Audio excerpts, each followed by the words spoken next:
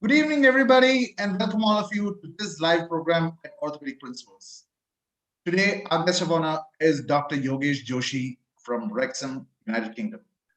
Dr. Joshi is a consultant knee surgeon practicing in the United Kingdom. And if you've noticed, Dr. Joshi has delivered several lectures with us on knee pathologies. And today, Dr. Joshi is going to enlighten us on the injury mechanisms, pathophysiology of anterior cruciate ligament injuries. So today is my great honor to bring back Dr. Yogesh Joshi for this fantastic live program. Over to you, Yogesh. Thank you so much, Dr. Gopalan. It's been a pleasure, as always, to be here on your channel. It's a very famous channel now. Many of my residents are now watching this channel all around. So congratulations for that. Just to introduce myself, I'm Mr. Yogesh Joshi. I work in Wrexham Hospital here in North Wales, UK. It's a very beautiful part of the world, and you all are welcome to join us for observation if anybody is interested. Today we are going to talk about ACL injuries. They are common knee injuries, especially in sports persons. The more common sports that can lead to such injuries are sports that involve pivoting. So when the person changes direction while landing on one leg and then using the other leg to change their direction, such as football, volleyball, badminton, basketball, and skiing injuries can lead to ACL injuries. They can happen in contact sports or non-contact injury. Most common than not, it's not a tackle on the ground, it's a non-contact injury. So about 70 to 80% of the ACL injuries will be non-contact injury. And we'll go through that as to how that happens. Even when there is no contact to the leg, the ACL tears. And as you know, females are more prone to have an ACL injury than male. On an average, about 4 times common in females than in males. And there is specific characteristics that lead to increased incidence in females than in males. And we'll talk about it in detail in the next few slides. For any surgery to be successful, we need to know as surgeons the anatomy of what we are going to repair. And ACL is a very complex structure. We'll go through each and every phases of ACL as they have changed philosophically how ACL behaves and what are the changes in the understanding about the anatomy of ACL. Now, if you look on this screen here, that's the axial view looking from the top of the tibia, and you can see that's the footprint, the tibial footprint of the ACL. And depending on the tibial footprint, there are 2 bundles, anterior and posterior. And depending on their insertion on the tibia, they are labeled as anterior bundle and the posterior bundle of the ACL. And more specifically, it's the anteromedial bundle because that is the medial side, and the posterolateral bundle because that's the lateral side. And you can see there is a lateral tibial spine and the medial tibial spine, and it's inserted between those 2 tibial spines. Now, looking with the soft tissue zone, that's the lateral meniscus, that's the medial meniscus. It's in the close proximity of the lateral meniscal anterior horn and the medial meniscal anterior horn. And as you see, it encroaches all this area. So it's a very big insertion on the tibia. And we will go through different types of insertions of the ACL on the tibia and how that is important so that we can reconstruct the ACL anatomically. And if you see the 2 bundles down here, there is an AM bundle and the PL bundle, and it changes directions as you flex and extend the knee. So the both bundles are parallel in extension, and the PL bundle is tight in extension, which is stronger. And in flexion, the AM bundle crosses the PL bundle, and the AM bundle is taut in flexion. So it's quite complex attachment, and how the orientation changes also helps in the function of the knee, especially when you are pivoting the knee. And we'll go through that in a minute. Now, looking at the femoral attachment of the ACL, you can see that's the lateral femoral condyle. And in the lateral femoral condyle, there is a ridge which we used to call resident ridge. Now it's called the lateral intercondylar ridge. And behind that ridge is the AM and PL attachment of the ACL. And these two attachments are separated by a lateral bifurcate ridge. It is very important to know this and understand this anatomy, because the femoral tunnel placement is crucial. And most of the failures of ACL reconstruction happen due to inaccurate placement of the femoral tunnel. Looking at the arthroscopic view of the lateral femoral condyle, now usually we see the medial and the lateral femoral condyle through the lateral portal, which is our viewing portal. But that is not ideal, because you don't see the face of the lateral femoral condyle. And hence, this is a view from the medial portal. And this is what we need to get used to seeing so that we can reconstruct the ACL properly. And as you can see, that's the ridge, that's the intercondylar ridge that you see. And that's the bifurcate ridge, which separates the AM, which is behind, with the PL bundle, which is in the front of the knee. And this is crucial, because if you don't see this anatomical landmarks, then an anatomical reconstruction of ACL is quite difficult. Again, to reiterate, this is how the ACL attaches to the femur.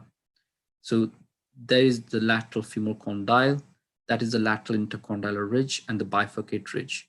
And the whole part behind the lateral intercondylar ridge is filled by the ACL substance. And you can see it once the ACL is attached, how big is the attachment. It goes all the way from the inferior to superior part of the whole ridge.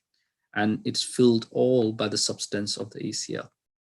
So it's quite crucial to know what this anatomy is, so that you can then reconstruct it with either a single bundle or a double bundle reconstruction, depending on what kind of philosophy you then feel to follow. But in the end, the anatomical reconstruction is the recreation of the anatomy, native anatomy of the ACL.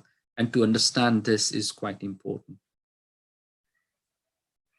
So, as I said before, the orientation of the both bundles changes in flexion and extension. So the AM bundle and the PL bundle are parallel to each other in extension, whereas they cross each other in flexion. And that's just because of the femoral attachment of the two bundles on the lateral femoral condyle. As the femur flexes and extends, that's how the changes in the orientation of ACL happens. And to recreate that is quite difficult with single bundle ACL reconstruction. We will talk about it in detail soon. Now, looking from the front, you can see how big or how broad the attachment of ACL is on the tibia. And to recreate this anatomically, you need a really thick graft to fill all this gap. Also to note that the lateral meniscal anterior horn or anterior root is quite proximal and quite in proximity of the attachment of the ACL on the tibia. So just hang on to this thought, because when we reconstruct the ACL, you will have to look at the anterior horn of the lateral meniscus to find what the anatomical point where you are going to drill the tunnel. Also to note, it is very close to the medial tibial spine. And that could be a good landmark to know when you are doing an ACL reconstruction. Now, ACL, the two bundles can be dissected even in a fetus. So a fetal dissections at 8 weeks and 16 weeks has shown that the ACL starts forming at 8 weeks of gestation. And at around 16 weeks of gestation, you can distinctly find and the AM bundle in the ACL. So all this points down to the theory of double bundle of ACLs.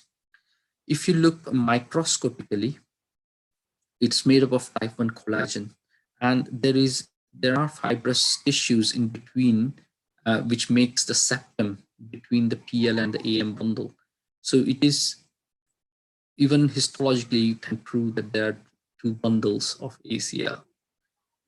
And as you know, the ACL is intra-articular structure, but it's extra-synovial structure. So you can see the synovial plexus on the synovium over the ACL, which has got all these arteries and blood vessels, which is supply the ACL. So it's quite vascular structure.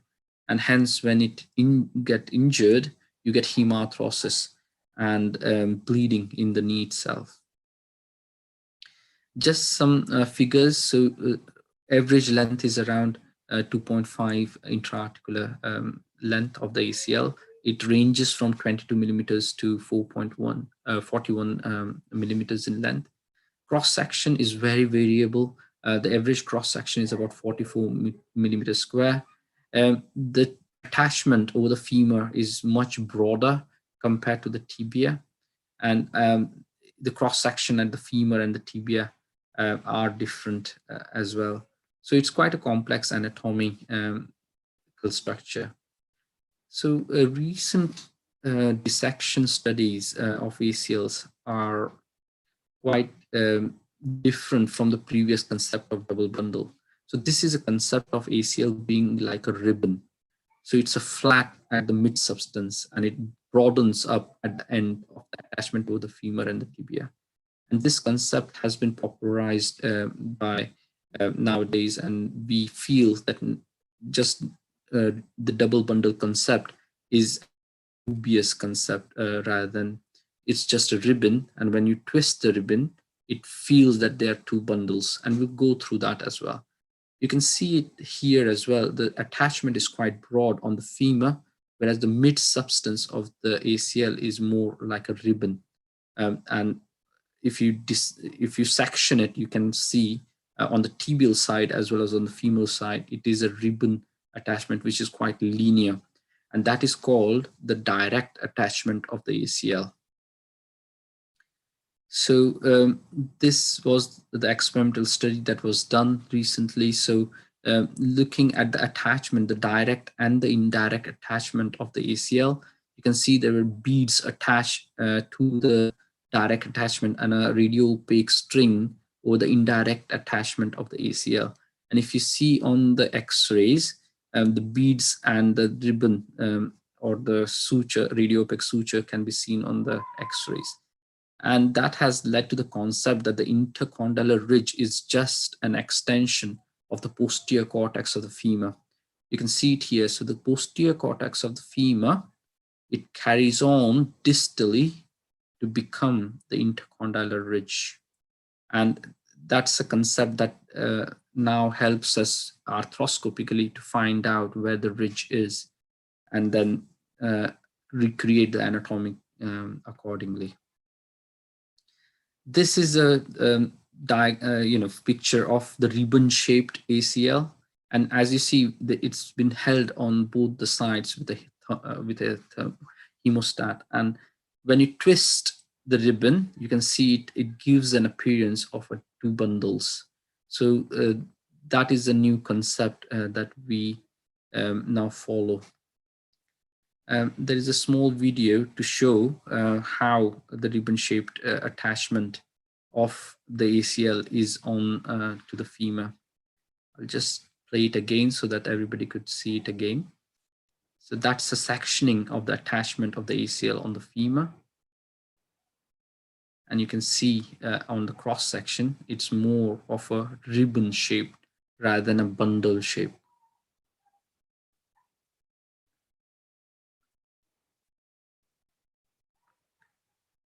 So this picture depicts how the direct attachment of ACL and the indirect attachment of the ACL is onto the femur. And you can see how low it is on the femoral condyle. It is almost at the level of the articular cartilage. So that is the direct attachment of the ACL on the intercondylar ridge. You can see it fans out all the way down, and that is the indirect attachment of the ACL. And histologically, you can prove that too, where the Sharpie's fibers are, that's where the direct attachment is, and the indirect attachment which fans out lower below on the condyle. And even on the tibia, it is attached as a ribbon. You can see that on this specimen where the ACL has been sectioned and the attachment is more of a C-shaped. And in the center of the C, you have the root of the anterior horn of the lateral meniscus. So the ACL, it encapsulates the anterior horn of the lateral meniscus. And hence, when you're drilling for the tibial tunnel, you have to be careful not to injure the anterior horn of the lateral meniscus. Also to note, it is so close to the medial tibial spine. So that's a good landmark to go when you're drilling a tibial tunnel.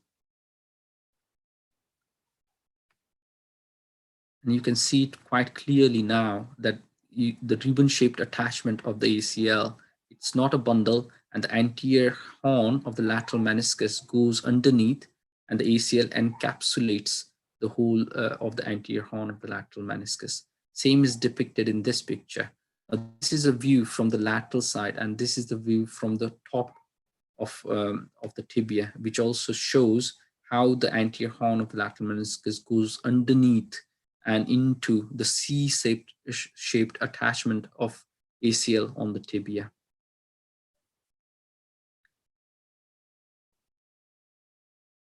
Now going further, the anterolateral part of the knee is as important as the ACL to prevent rotatory instability, anterolateral rotatory instability of the knee.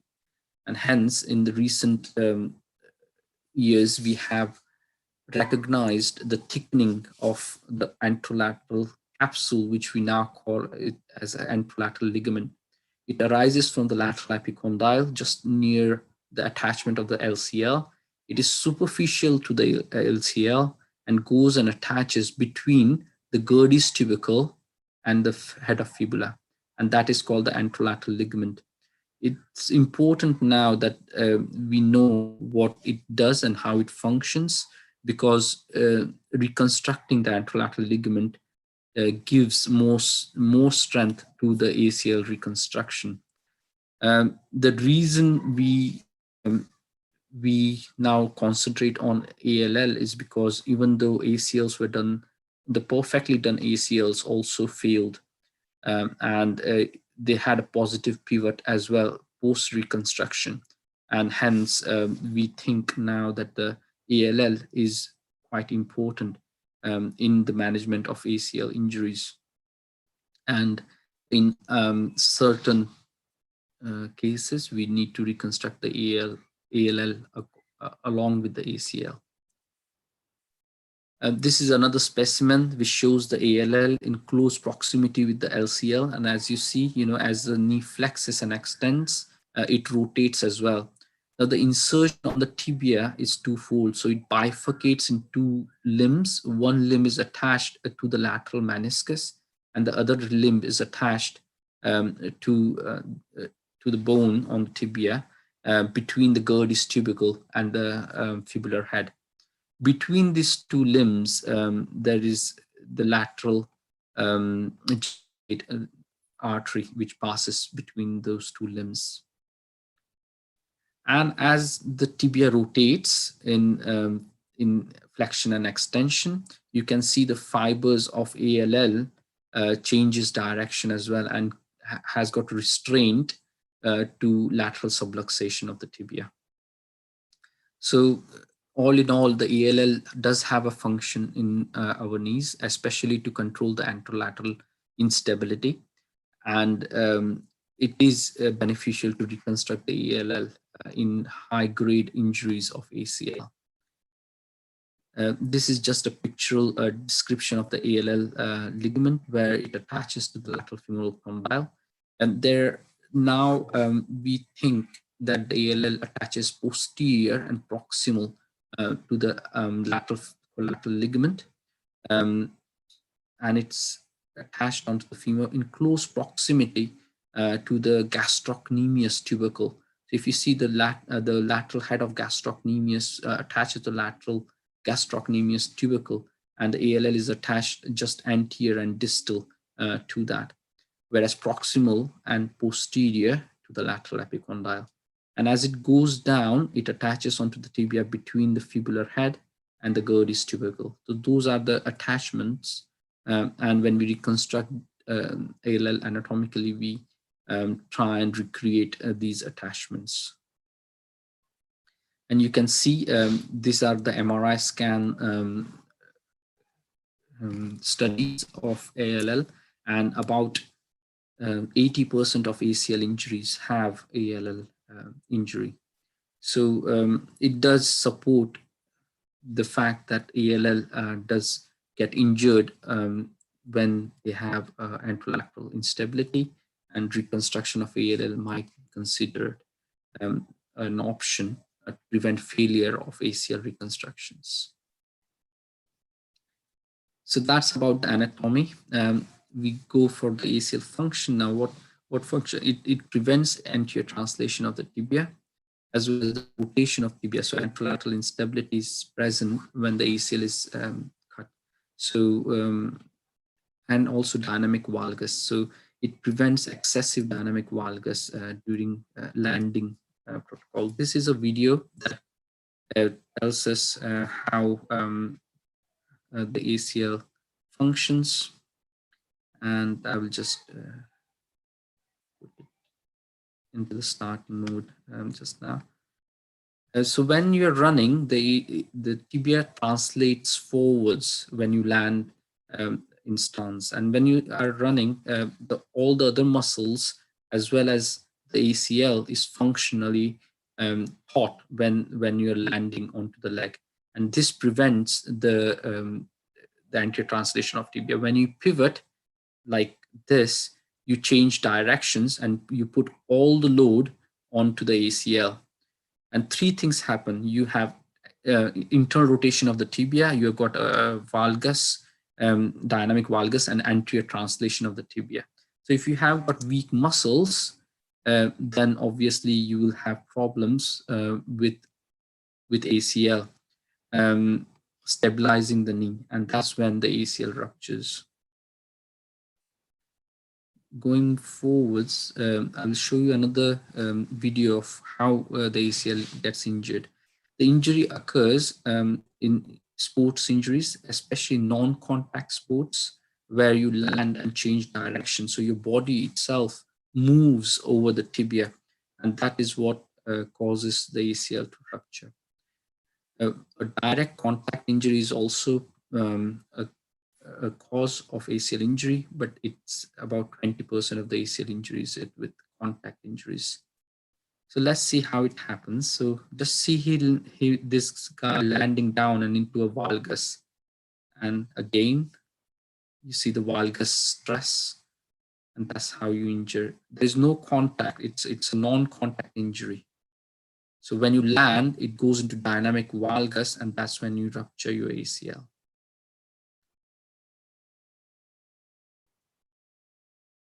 And this is another video showing how the ACL gets injured.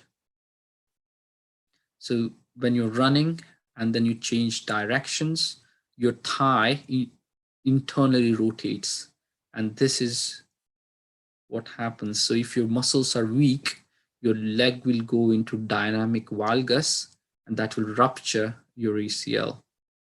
As you're running, the thigh tries to internally rotate, and that leads to a dynamic valgus, and that's how the ACL injures.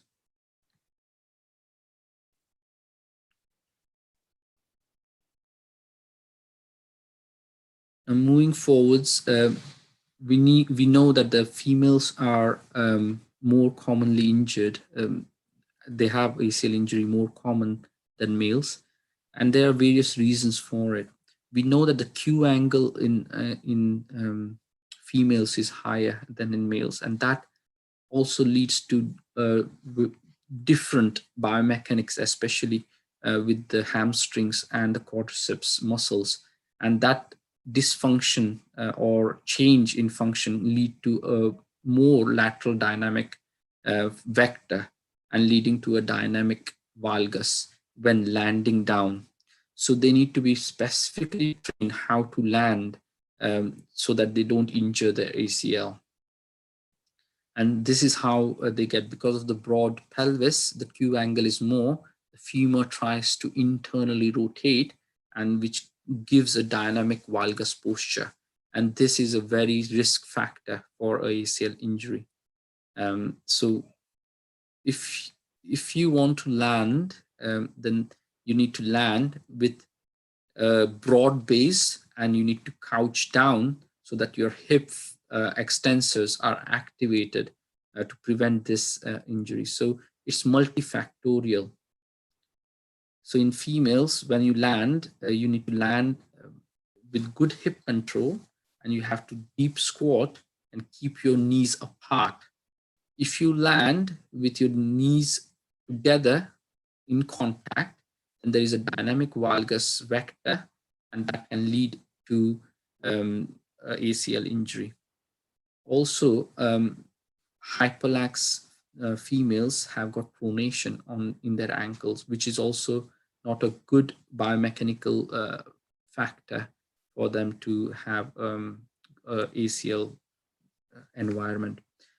And also the intercondylar notch. If you compare the intercondylar notch diameter between males and females, they have got a very small diameter or width of the intercondylar notch, and that leads to crowding of ACL and PCL. So even if there are slight movements, that can lead to ACL injury, especially in sporting and landing. So when you talk about prevention of ACL injury in sports women, you need to think about having a good hip balance, teach them how to land, and that's how they would prevent ACL injury. How do they present? Most of them will have an audible pop and immediate pain.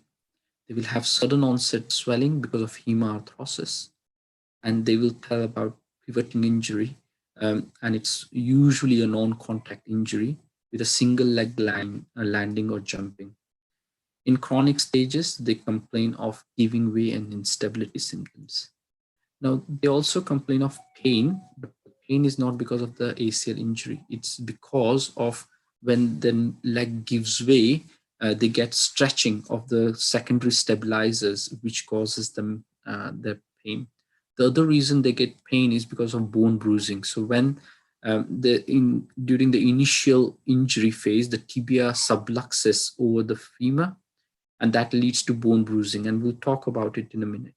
And this bruising takes ages to recover, and that can lead to pain in their knees. Obviously, because of the hemarthrosis, they will have a quadriceps inhibition, and they will not be able to straighten or their legs, or and unable to bend their legs. Obviously, with ACL injuries, there are associated injuries as well. 50% of ACL injuries will have meniscal tears. They can have MCL injuries. Obviously, we all know about O'Donoghue triad, wherein they can have an ACL injury with medial meniscal tear and an MCL injury. But don't forget, they can come with PCL and PLC injuries as well, and there is an incidence of chondral damage. Now, this MRI scan just depicts how the pivot shift edema happens. So at the time of injury, when the ACL gets ruptured, the tibia subluxes forwards and the femur in the back. So there is an impaction of the femur over the posterior border of the tibia. And when it reduces back, you get this lateral femoral and lateral tibial edema. And that is what we call as the pivot shift edema. And this bone bruising will take even years for it to settle. And that's the reason they also complain of pain. It's very important when you do a consent of ACL reconstruction to tell them that this surgery is not for pain relief. It is for improving the stability of the knee.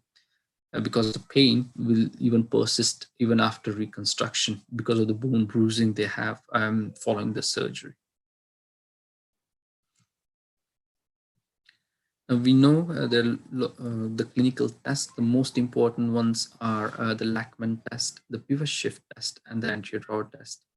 So in the Lachman test, we flex the knee to 20 to 30 degrees, ask the patient to relax, and translate the tibia forwards while holding the femur. Any degree of anterior translation is abnormal. What you're looking for is the endpoint. So if there is a soft endpoint, then obviously the ACL is dysfunctional. If there is a hard endpoint, even though there is a bit of translation, it is probably an intact ACL. And always compare it with the other side, because some amount of translation might be physiological. Same with the pivot shift test, wherein you internally rotate the leg to sublux the tibia anterolaterally and then flex the knee so that the iliotibial band reduces the sublux tibia back. And you can hear the clunk or visualize the subluxation of the tibia, which is the positive test. And this is the anterior drawer test, which is done at 90 degrees of flexion on the knee. You sit and stabilize the foot and ankle, and then anteriorly translate the tibia. Any translation without a good endpoint is a positive test. And this is a video showing the different tests in an anesthetized patient. So this is the Lachman test, wherein there is anterior translation of the tibia with the femur. That's the pivot shift. That's anterior drawer test, where the ankle is stabilized and the tibia is moving forwards. And this is a pivot shift. You can see the sublux tibia reducing on flexion of the knee. Yeah.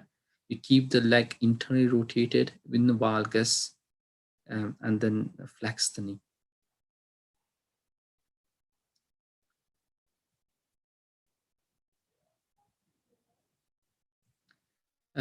Investigations wise, you can do x-rays. Initially, the x-rays can show a second injury, which is avulsion of the anterolateral complex, the anterolateral ligament that we talked about. Second fractures, as in tibial avulsions of the ALL, are very uncommon with ACL injuries. Only 8% of ACL injuries will have a tibial avulsion of the ALL. Most often than not, the ALL injuries occur mid-substance along with the ACL injury. So just a pointer to that. That's the MRI scan, and you look for the bone bruises, and that's the pivot shift edema of the patient. Same with the MRI scan on the coronal views, you can see a deficient ACL. So this is a normal ACL where you can see the fibers of ACL attaching onto the lateral femoral condyle, whereas this is a ruptured ACL where the lateral wall is deficient. And this is what we call as the deficient lateral wall sign, or empty lateral wall sign, which is pathognomonic of ACL injuries. On the sagittal sections, you can see, if you see the Blumensight line, the fibers of ACL are parallel to the Blumensight line, and you can see the dark fibers of ACL going across. That's the normal ACL. Whereas in a tone ACL, you will see the fibers are not as hyper intense, and there is a wavy pattern, and there's a lot of edema as well. So that is a tone ACL. And that's about it for this talk. So this is a part 1. So we'll talk about treatment about the ACLs in the next section. as well as we will talk about the controversies surrounding ACL reconstruction, which includes the different graft as well as tunnel positioning. And we'll talk about it in the second part. Thank you very much. Thank you, Yogesh, for yet another fantastic lecture. A lot of new insight, I mean, a lot of new learning in regards to the anatomy, also about the ALL. Just a few questions. Yeah. Yogesh, see, when often nowadays we talk about the anatomical ACL, right? We talk about anatomical ACL reconstruction. There's a lot of discussion. I mean, you've shown the exact location of the two bundles of the ACL. Do you think the ALL, I mean, or the ACL is slightly anterior to what is being conventionally described? Yes. So, closer to the residence ridge. So the resident ridge is the lateral intercondylar ridge, and the direct fibers or the direct attachment of ACL is on that ridge. And all the fibers, the secondary fibers or the indirect attachment of the ACL are posterior to that ridge. And they go all the way till the junction of cartilage to the bone.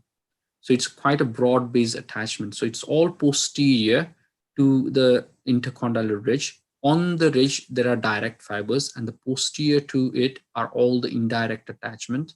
And they go all, it's like a fan, and it fans all the way till the attachment of the cartilage, till the junction of the cartilage to the bone.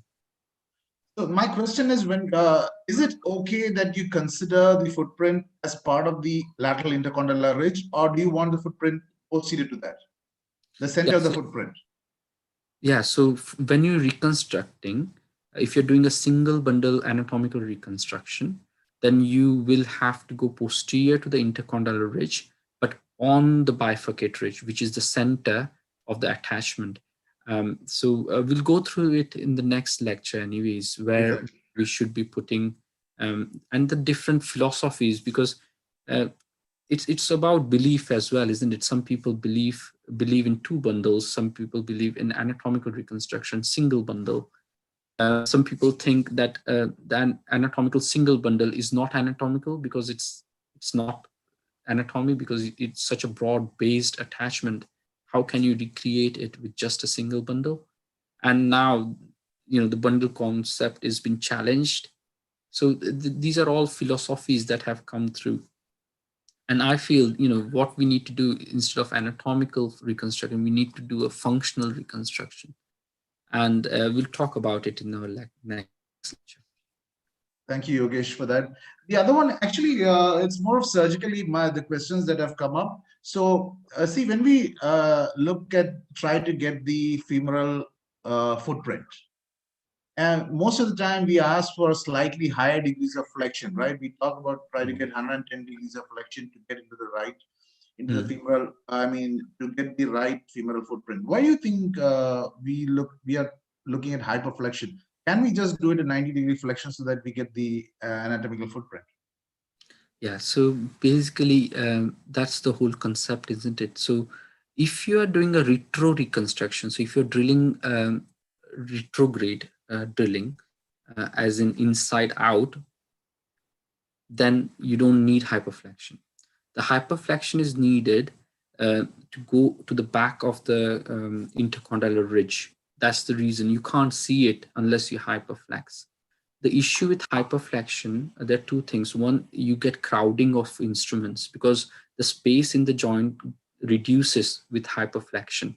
And secondly, when you put the reamer from the anteromedial portal, it can damage the medial femoral condyle. So all this is difficult with hyperflexion. So the trend now is to not do hyperflexion, put it in 90 degrees and do retro drilling. And we can talk about it in the next lecture, how we do that. So it is not essential to do a hyperflexion because there are now newer techniques which can utilize to prevent that hyperflexion. But if you are doing anteromedial drilling, then you will have to hyperflex to get to the anatomical footprint. Yogesh, thank you for that. The other question is also regarding the management part. See, there's been a lot of debate around the timing of ACL reconstruction, right? The bone bruise, the edema, and like you mentioned, sometimes the edema really goes on for quite a long time. So, what is the ideal time? I mean, traditionally we said that okay, let the bone edema settle down, let it wait, let's wait for 6 weeks, and then do an ACL reconstruction. What is the current trend? So by default, you send the patients for ACL rehab. Yeah. Now many of the patients will regain their functional activity with ACL rehab, and that takes about 6 to 9 physio sessions to have that rehab. Once they have that rehab, if they're still feeling unstable, or they haven't reached their the goal where they want to be, and they are feeling that the knee itself is stopping them to get to that level as in competitive sports, then obviously that is the only indication for surgery. I wouldn't say there is a time limit. Obviously, if there are associated injuries like a bucket handle tear or a peripheral tear of meniscus which you need to repair, or it's a multi-leg injury, then obviously we need to wait till they get 90, at least 90 degrees of flexion back. So if they have a good range of movements, at least 90 degrees or 100 degrees of flexion, then we can proceed with the reconstructive surgery. Because if they're stiff initially and you do the reconstruction, there are high chances of arthropfibrosis. So you need to wait for some amount of time till they regain certain amount of range of motion. And that could be 2 weeks, that could be 5 weeks, that could be 10 weeks. So I wouldn't say it's duration led, but it's basically functional led. So you need to know what the function they want and whether they can achieve that function or not. And obviously associated injury, especially meniscal injury. So in young people nowadays, we save the meniscus. So we are repairing more and more meniscal injury rather than resecting them. So if you're repairing the meniscus repair will fail if the knee is unstable. So if you're trying to repair the meniscus, then it is essential to stabilize the knee at the same time, or else the meniscal repair will fail. So that is the balance that you need to have when you're treating these patients. Thank you, Yogesh, for that. Just one last question before we conclude. There's a lot of emphasis on ACL prevention programs, right? And you mentioned like when you fall, you need to keep your knees apart so that that particular valgus moment does not happen. What are the other principles of ACL injury prevention program? So for ACL prevention, ACL injury prevention, core strengthening is the most important one. So you need to have core strengthening exercises.